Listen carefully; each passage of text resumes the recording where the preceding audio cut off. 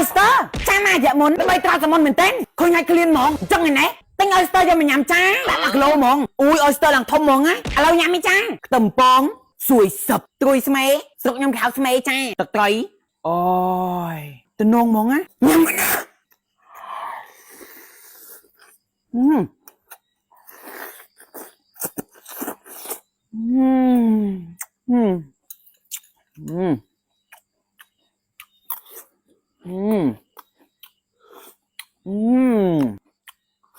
អូយជាតិហ្មងណារ៉ាប់ទីពេញមុតហ្មងឆ្ងាញ់សាហាវ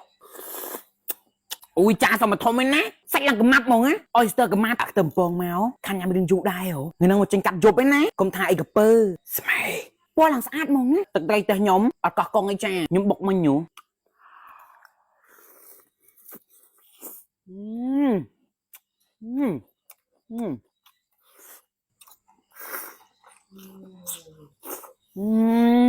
តំបងចាងនេះបែបខ្លាខិនណាអូយមក oyster ហ៎គូញ៉ាំហេវហ្មងចាឡើយញ៉ាំណាអត់អូបន្លែអូតលេច្រើនទេដាក់ខ្ទឹមបំពងមកអូយទឹកច្រឡុចអល់កុហុលហ្មងណា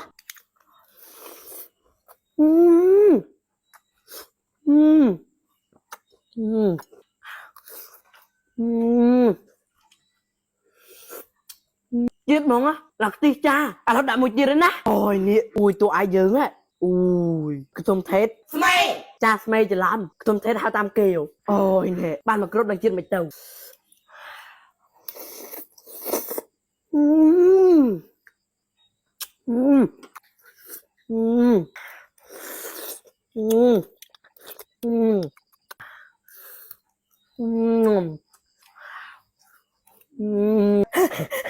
អូ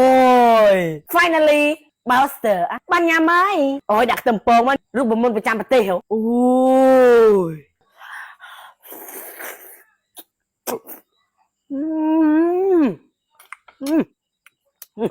គឺធំស្មៃ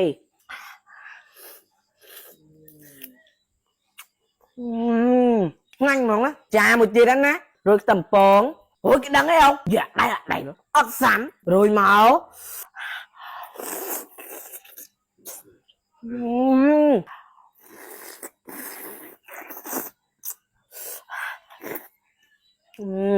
ចាតែបងប្អូនកំពុងមានបញ្ហាមុខមុនមុខជុំមុខស្នាមុនគឺប្រភេទចាមុខសរសៃក្រហមមុខអលាក់ស៊ីចាអញមកប្រាជាមួយនឹងឈុតមុខ AK7 បានណាឈុតមុខ AK7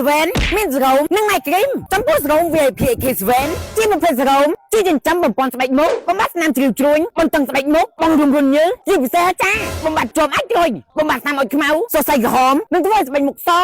មាត់ភ្លឺរលោងថ្លាតឹងណែនស្រស់ស្អាតគ្មានជាងវ័យហ្មងប្រើបានទាំងបុរសនិងនារីជាពិសេសប្រើបានទាំងពេលយប់និងពេលថ្ងៃចំពោះលេខមុខពេលយប់ AK7